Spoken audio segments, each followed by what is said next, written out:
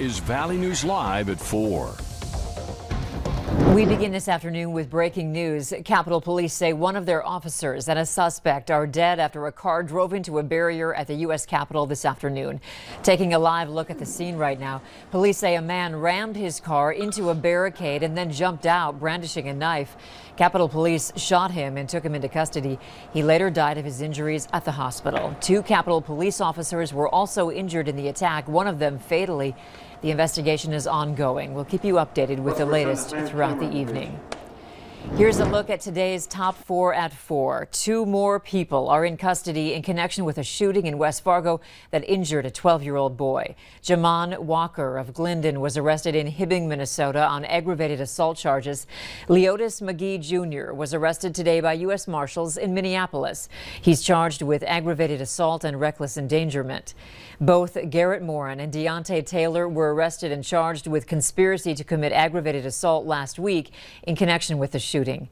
Police say just before 9 p.m. on Sunday, March 21st, they responded to the 1500 block of 11th Avenue East for a report of a shooting. The shooting was deemed a drive-by. Police initially said it was in retaliation to an incident that happened earlier that day. Morin said he and 3 other people drove from Moorhead to West Fargo to buy marijuana. He told investigators when they drove past the victim's home, the front seat passenger started firing rounds into the home. A 12-year-old boy was hit in the leg. A North Dakota National Guardsman was found guilty of sexually assaulting a subordinate.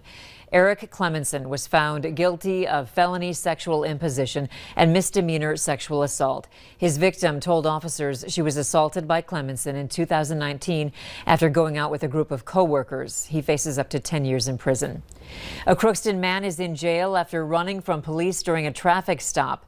A Crookston police officer tried to pull over 28-year-old Ruben Silva around 5:30 yesterday near the intersection of North Main Street and West 3rd Street, but Silva took off, driving the wrong way down Main Street. Police lost him, but found his car a few minutes later, then found him down by the river and arrested him. He's being held on several charges, including contempt of court, drug possession, fleeing, theft, driving after revocation, and DWI. Some more bizarre news out of Crookston. Police are investigating after a woman drove her car into the Red Lake River. Police got the call around 11 this morning after a woman walked into the Crookston Public Library soaking wet, saying she drove her car into the river. Police learned about a car in the river around the same time. Central Park is closed to the public until authorities fish that car out. That wraps up today's top 4 at 4. Now here's a first look at our weather with meteorologist Nathan Hopper. Nathan? Thanks, Andrea. Happy Friday to you. Happy Friday, everybody. Thanks for joining us here on Valley News Live at 4 o'clock. An updated look at our drought conditions here. Notice most of our Devil's Lake Basin down through the James River Valley in the severe drought condition, with most of the rest of us in the moderate drought conditions at this hour. And also looking very carefully, of course, for our friends in central and western North Dakota, extreme drought conditions in that red you see there. So extremely dry, and of course that fire danger is high again today. And then, of course, taking a closer look at some of the relative humidities. So this is the moisture that we have in the air. Notice how that relative humidity, 9% that humidity this hour in Jamestown, with most of the rest of us in the 20 to 30% range. So definitely a very dry air. And so with the winds we've got, with that dry air, with the dry ground, fire weather warning does continue for most of our area, excluding a few counties there in southeastern North Dakota, but of course that extends all the way toward Bismarck and up toward Minot as well. And here's, of course, those current wind speeds. Most of the strongest winds this hour are in our Minnesota neighborhoods, around 15 to 25 miles per hour. But Andrea, good news is we've got less wind in store for the Easter holiday weekend, but I'm watching for the potential of hopefully some moisture coming up next week, but we'll talk about all that coming up. Okay, sounds good. Thank you, Nathan. You can now add travel to the activities that vaccinated Americans can enjoy again, according to new guidance just issued by the Centers for Disease Control and Prevention. The agency says fully vaccinated people do not need to get tested before or after traveling domestically. They also do not need to quarantine after travel. If you want to travel abroad, the CDC says fully vaccinated people do not need to get tested beforehand unless it's required by the other country. However, while they should still get tested and have a negative result before returning to the U.S., they do not need to quarantine. As North Dakota and Minnesota wrap up their first week of full vaccine eligibility, here's where we stand on the road to herd immunity. Taking a look at some of the counties in our area, nearly half of adults in Cass County have received their first dose of the COVID-19 vaccine, and nearly a third are fully vaccinated. Grand Forks and Polk counties are close behind, with 41% partially vaccinated. And after concerns about how many doses they've been allocated, a third of Clay County residents have received their first shot. In a move to increase the number of doses available, the FDA has approved 2 changes to Moderna's coronavirus vaccine. First, the agency has authorized vaccinators to extract 11 doses from vials that have already been distributed instead of the 10 previously permitted. It has also given Moderna clearance to produce larger vials that contain up to 15 doses. The FDA says these changes will help provide more vaccine doses to communities and allow shots to get into arms more quickly. Officials did warn that without proper syringes and needles, it may not be possible to get more than 10 doses from the current vials. Johnson & Johnson has started testing its coronavirus vaccine in adolescents. The company says it has expanded its Phase 2A trial, which began last September, to now include teenagers between 12 and 17. The study will evaluate the vaccine's safety at different dose levels in both a single dose and 2-dose regimens. It will also evaluate potential vaccination schedules at 1, 2, and 3-month intervals between doses. The vaccine will first be tested in a small number of 16 and 17-year-olds before being expanded to a larger group of younger teens following a review of the data. For a list of other spots to get your shot, use our VNL vaccine tracker. It's right on the homepage of our website. Or you can open your phone camera and point it at the QR code on your screen, then tap the link that pops up. The first week of testimony has wrapped in the murder trial of former Minneapolis police officer Derek Chauvin. Today, jurors heard from the most senior officer in the Minneapolis Police Department about the department's use of force and when such measures are necessary. Jamie Yuckas has the latest from Minneapolis.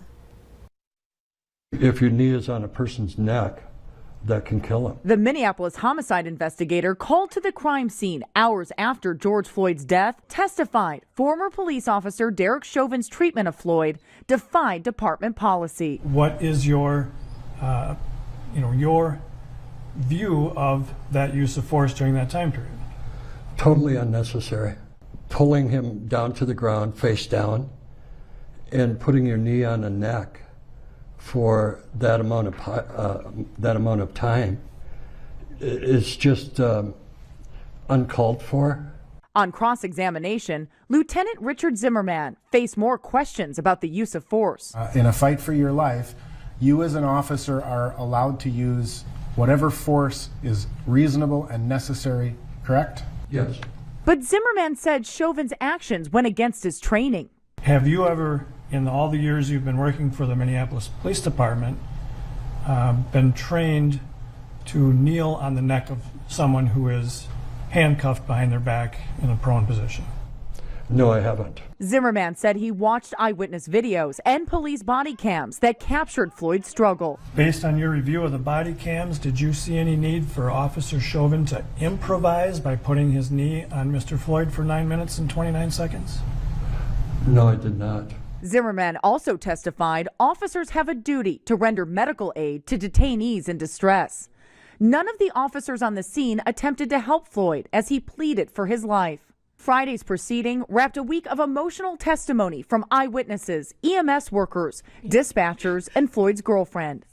It's not known yet whether Chauvin will testify on his own behalf. The trial resumes Monday. Jamie Yuckas, CBS News, Minneapolis. Today's testimony was abbreviated because of Good Friday. We're getting a look today at just how close the wildfire got to the Burning Hills Amphitheater in Medora.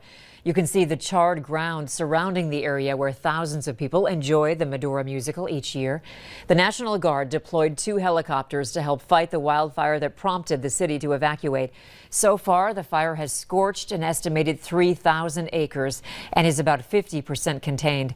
The Billings County Sheriff's Office says the fire was started by a downed power line. Easter is just 2 days away, and many churches are trying to figure out how to hold their Easter services safely. While most are allowing people back in, many are making plans for those who don't feel comfortable celebrating inside just yet. Lutheran Church of the Cross is offering 3 different options for services: inside their sanctuary, outside in the church lawn, or watch it broadcasted online. Last year, they were only able to host their services online, but this year, some socially distanced seating will be allowed inside. The outdoor ceremony will allow people to spread out while listening to live music. No matter how you celebrate, pastors say they're just happy to have everyone back in person. Really excited to see people who maybe haven't been to church since the pandemic started, and Easter for many people is such an important time that they don't want to miss it. And if you're wondering about how communion works in the age of COVID, the church will be offering it, but in pre-filled cups with a seal on top. Up next, plenty of people are using apps to improve their mental health, but there's something you need to watch out for.